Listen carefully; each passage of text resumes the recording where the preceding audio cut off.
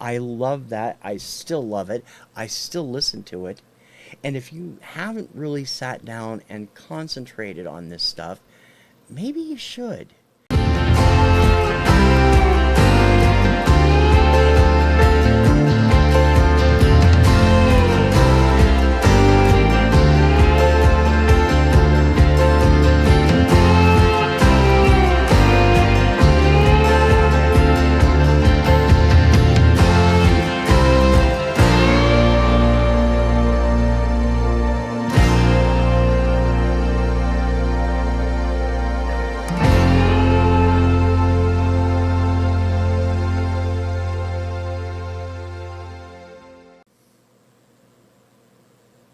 Greetings, peeps. This is the show where I talk about the different things that have been a part of me who've made me the musical person I am. Welcome to Influencers. I'm TC Kirkham, the Kirkham Report. This week I'm going to be a little bit different than what I've done in weeks past.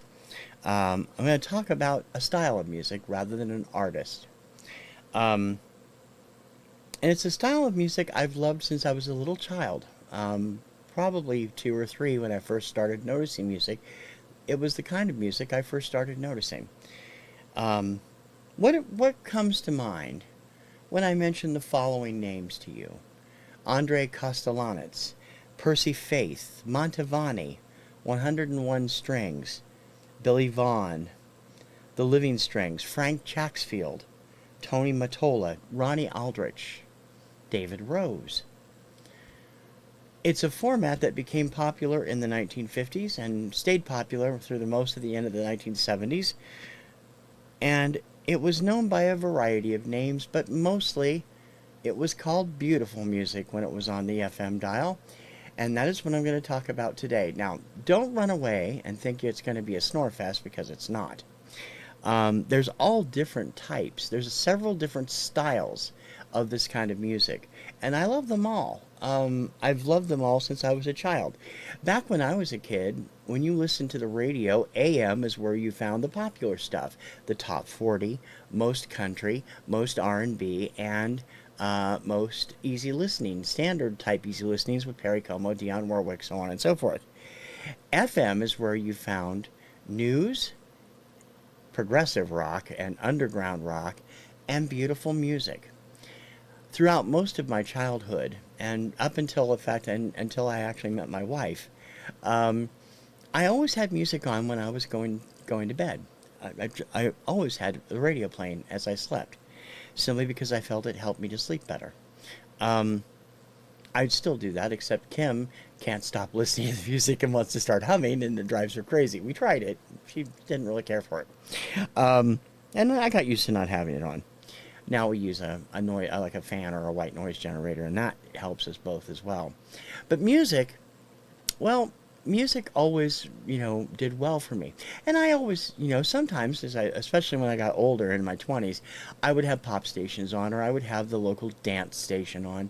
But when I was a kid and growing up until like junior high and early high school, I usually had beautiful music on on the radio as I slept. When I was a kid, I listened to when I was very small, in Ohio, from my grade school years, there was WCLT FM. At the time, they were beautiful music. Now they're contemporary or country or whatever. Out of Newark, Ohio, there was WBNS FM in Columbus, which, if I remember, I'll tell you a story about how they broke my heart in 1991. And then when we moved west, back out to Washington, there was KPQ FM in Wenatchee, KIXI FM in Seattle, and KEZE, Keezy Listening, in Spokane. Most of these stations were on as I was sleeping. In fact, one I remember, and I think I've told this before, I know I've told it on the Kirkham Report website, I remember because KEZE used to run Mutual News at the bottom of every hour.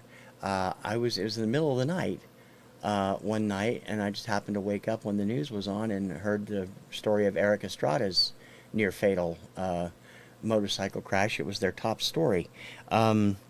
So I'll never forget that. KPQ in Wenatchee also introduced me to the dulcet tones of both Paul Harvey, who I became an enormous fan of, and Earl Nightingale, who was a financial expert. Um, so those used to be on.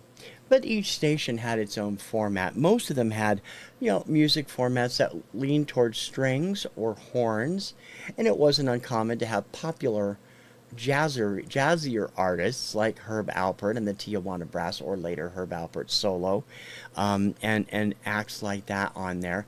And as the format eventually evolved into in the 1980s, beautiful music would become what was known as quiet storm, and then later new age music would take the place of beautiful music. And replacing Frank Chaxfield and the 101 Strings, you had acts like Michael Gettle, Friedman, George Winston, Andreas Vollenweider, who I've talked about before.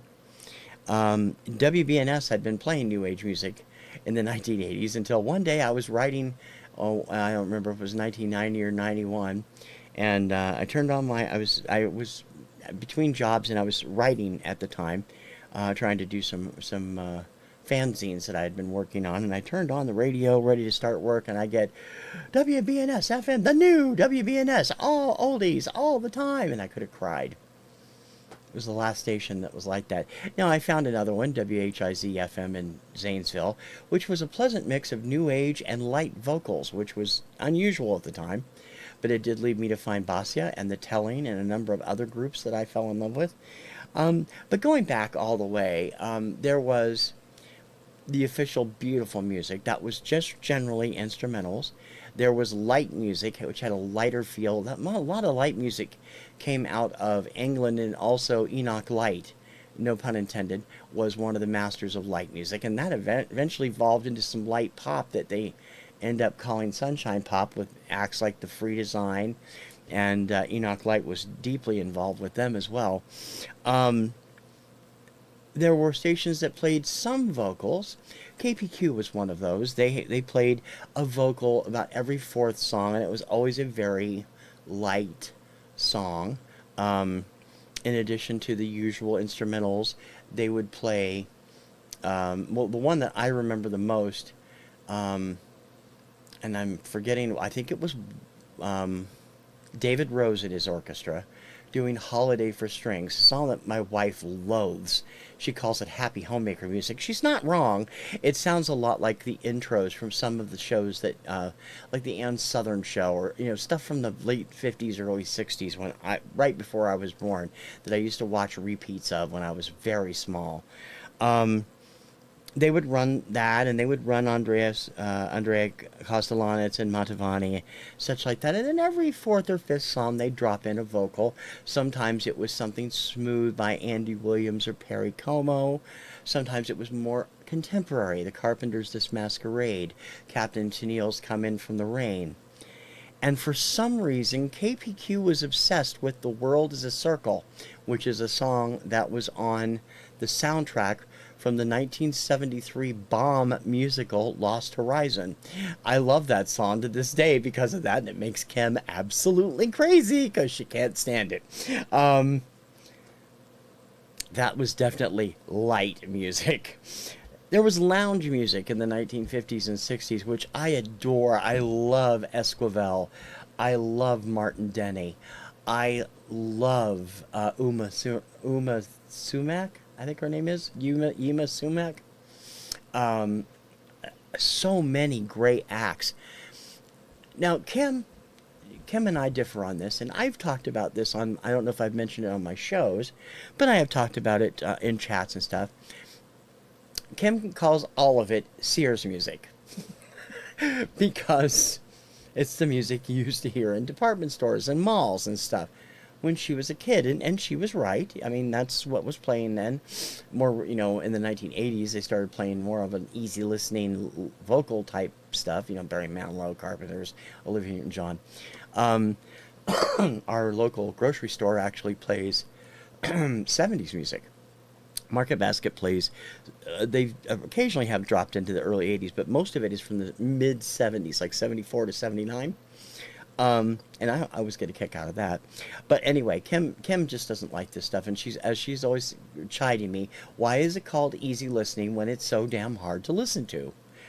You got to remember, my wife, love her to death, is a metalhead. She's been a metalhead till she dies, and always will be. Although she has discovered some pop and some country, she's always liked some, and she's discovered country more recently. But she still is a metalhead through and through. You know, give her Guns N' Roses and she's happy. With me, I love all that too, but the beautiful music always rounded me out, I think. There's a great book. It's right here. I bought it, oh, I don't know, 4 or 5 years ago. Written by Joseph Lanza, and it covers all the different styles. It's called Elevator Music, A Surreal History of Muzak, Easy Listening, and Other Mood Song. This is a great book. If you are into any of this stuff, I highly recommend it. I enjoyed this book from cover to cover, and it was really something. It has chapters on, deep mood music, some of the electronic stuff that came along, the actual formation of Muzak, which was the service that used to service Sears and those places, and as it became known, elevator music. There are so many great things about it, and people don't understand my love for it. But I grew up in an era where everything was mixed together. My first formative years in music were 1966 to 1980. From the time I was about 3 until I was 17 or 18. That's when my childhood and teenage years. And throughout that time, I had such great influences on family, which I have talked about, my mom, my aunts, my uncles, television, which I've also talked about, like Bandstand, the variety shows, and radio. And as much as I loved pop music and was into the charts, American Top 40 was a necessary staple for me every week. My mom listened to some of these beautiful music stations when I was small. And I think my love was cemented for them when Love is Blue by Paul Muriat came out.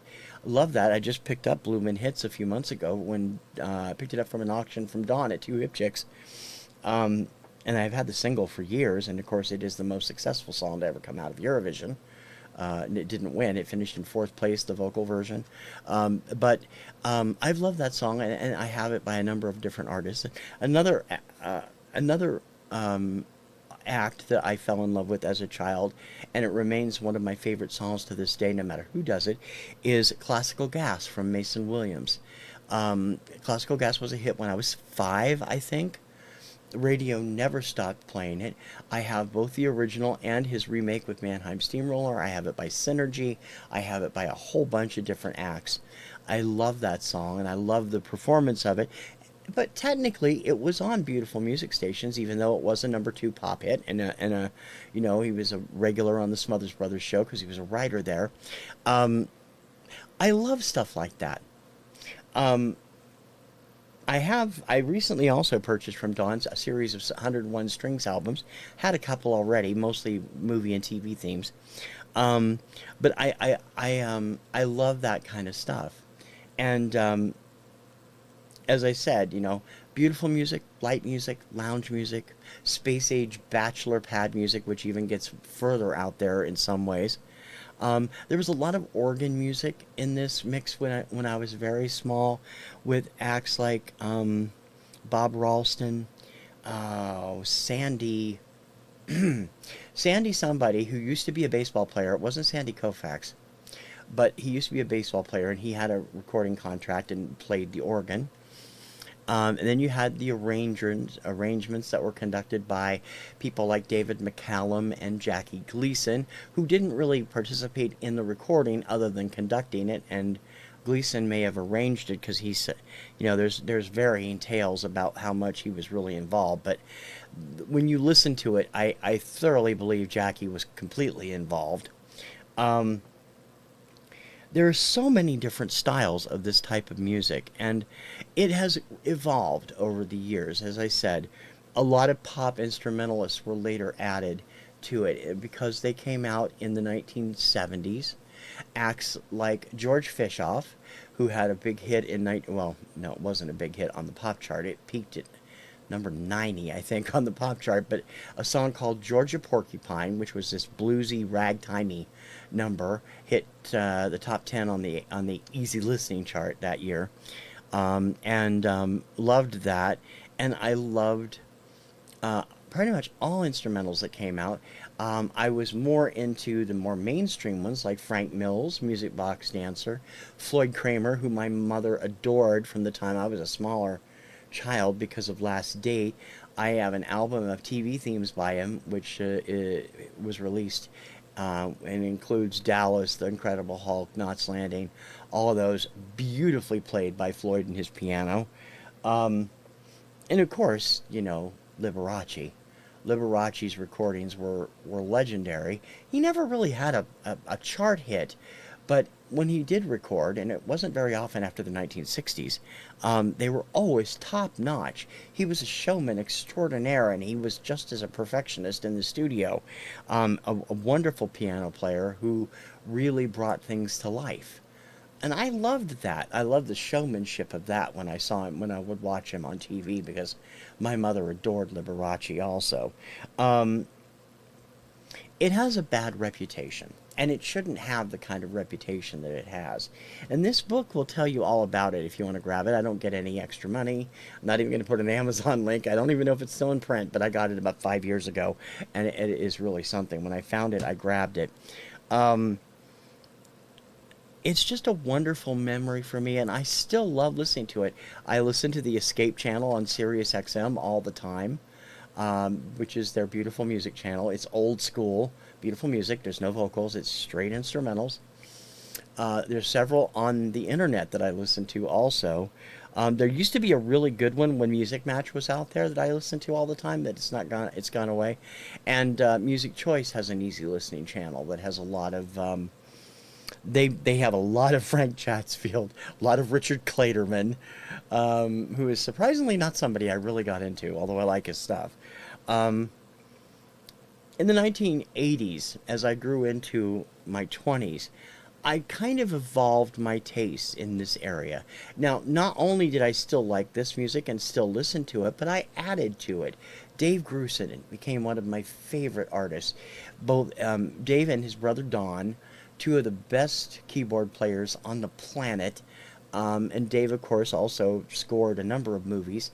I first became really aware of him when he did the theme from St. Elsewhere, which is the first thing I bought by him, the album Nightlines, and I now have 5 or 6 of his albums from the 80s.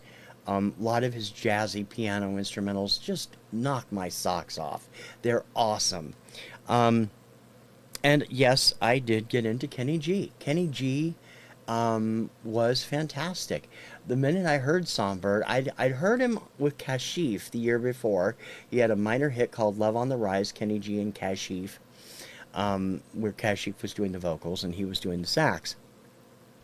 But when Songbird clicked, I went nuts. I mean, I think I have the first 9 albums Kenny did. I have original covers too on the vinyl. They changed all the covers after he hit really big. They re-released them and put new covers on them and made them look really cool. Um, I'll have to do him on influencers separately because he's just a great artist, and he gets a lot of crap. There is a documentary about him I haven't had a chance to see yet. I think it's on HBO Max, but I heard it was quite funny, and he really took it in stride because it was kind of a comic documentary. Um, and Herb Alpert, oh God. Herb Alpert. I have been raised on Herb Alpert. My mother was a huge Tijuana Brass fan when I was a kid. And I know I told this story before, but we used to have a Chinese restaurant that my mom was very fond of in Spokane, in one of the Spokane's western suburbs. And whenever we would go to town, we would stop there for lunch. They had a Scopatone jukebox. I think it was Scopatone. There was 2 different versions of the video jukeboxes. And without fail, I would play Tijuana Taxi every time. I loved the song, I loved the video, and the food was outstanding. My mom taught me to love Chinese food when I was very young. Um, but Herb Alpert and the Tijuana Brass, now I'm just going back and starting to get some of the earlier stuff. Now, I have had singles from the 60s. My mom, I had a single of Whipped Cream, which was the song that they used for a while as the dating game theme. And I have Whipped Cream and Other Delights. I'd been looking for a copy, and voila, it showed up one month as my black box entry or the reissue.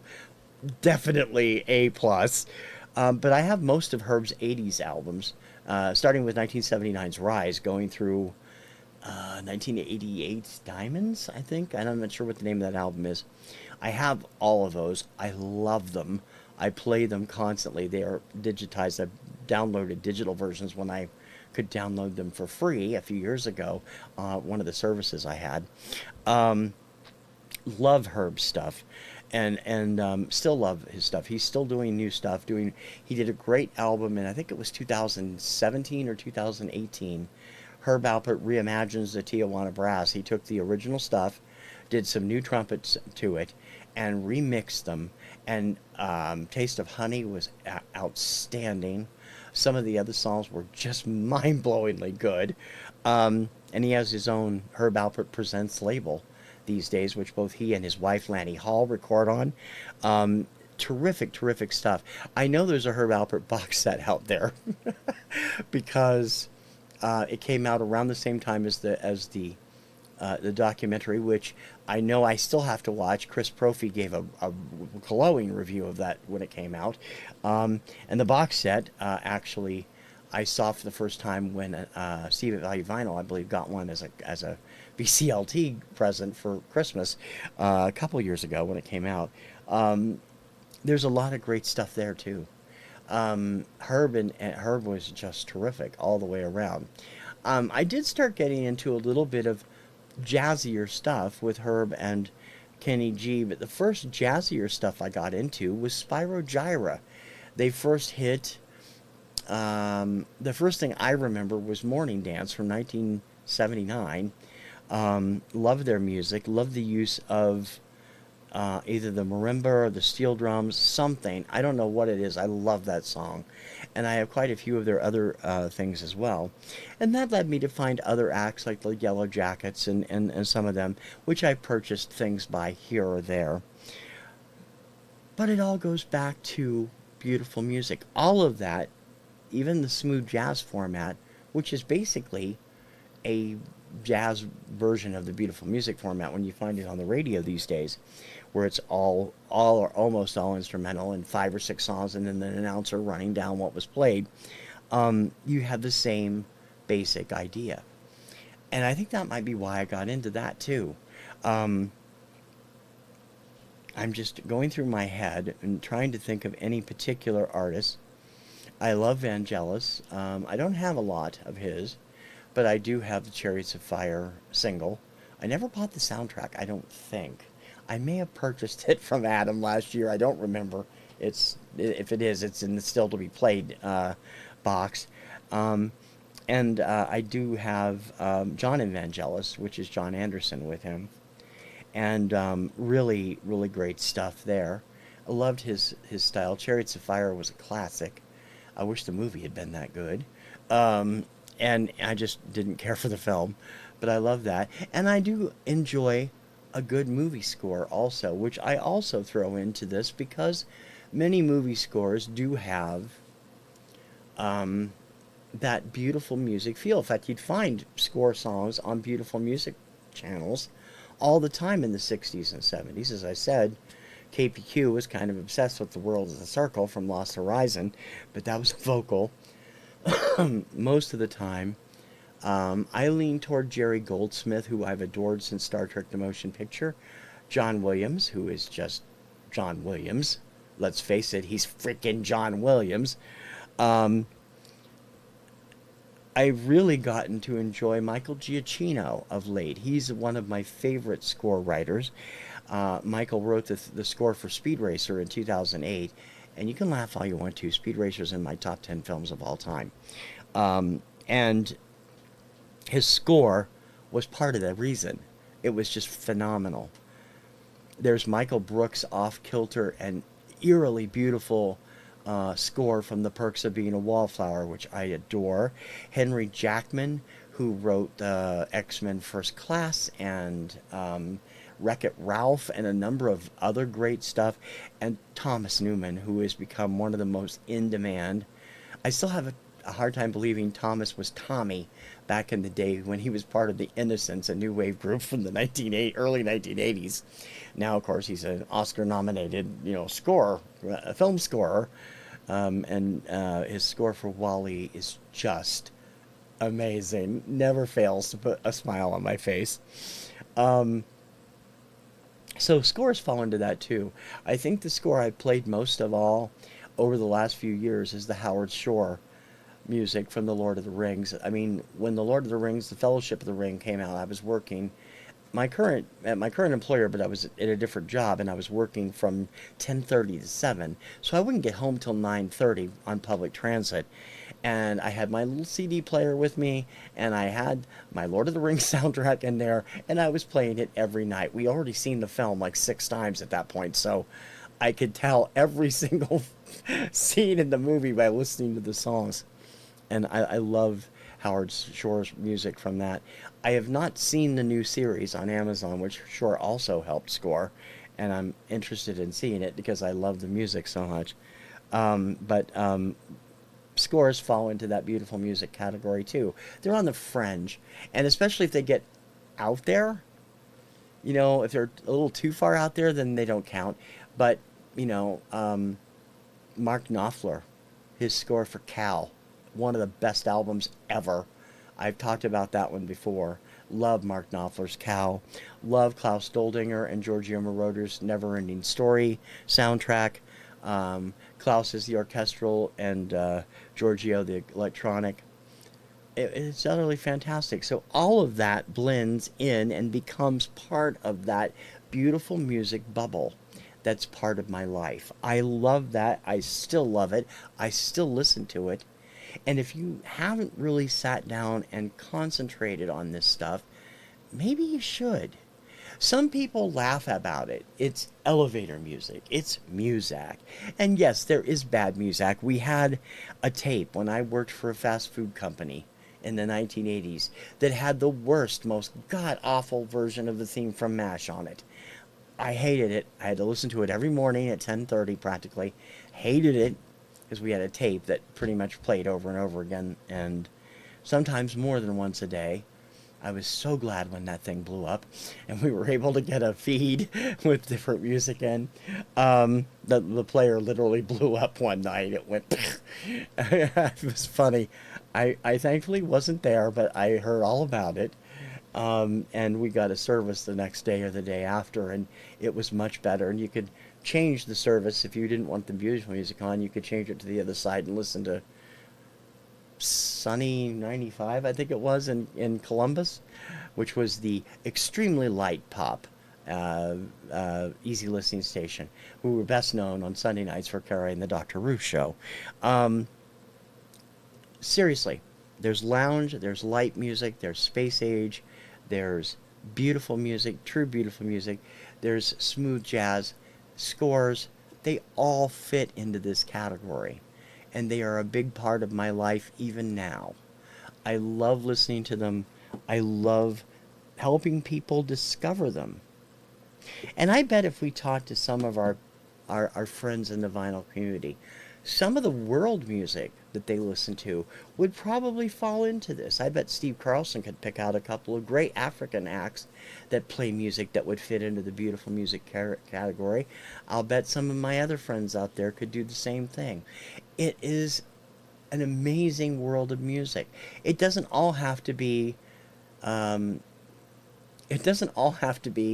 Perry Como takeoff in Animaniacs, which was a takeoff of Perry Como, of course, where everything he did put you to sleep. It isn't like that. And I know people think of beautiful music that way, but you really shouldn't. It was meant to blend into the background, and it does it beautifully. I love having that stuff on when I'm writing. I still write a lot of stuff, not just for this stuff, but fiction and nonfiction. And I love having it on in the background or on my headset when I'm doing things. It helps me concentrate, and it helps me keep my head straight. Beautiful music is beautiful, and it's a beautiful format, and people need to give it a great chance. Check out the book if you can, and if not, just remember that beautiful music is called beautiful music for a reason, and it is beautiful. Thank you for watching. If you are already a subscriber, I thank you. If you are not, please do subscribe. And don't forget to leave a comment and let me know what you think. I'm always interested in hearing from you on everything, and this is going to be an interesting subject to hear on. And don't forget to check out all my other shows as I do them throughout the week. Rank This on Thursday, the Kirkham Report on Saturday, the Radio Retro Countdown on Sunday, and TC's Obscuria Vaults Monday through Friday at 11. And I hope to see you back here for another Influencers soon.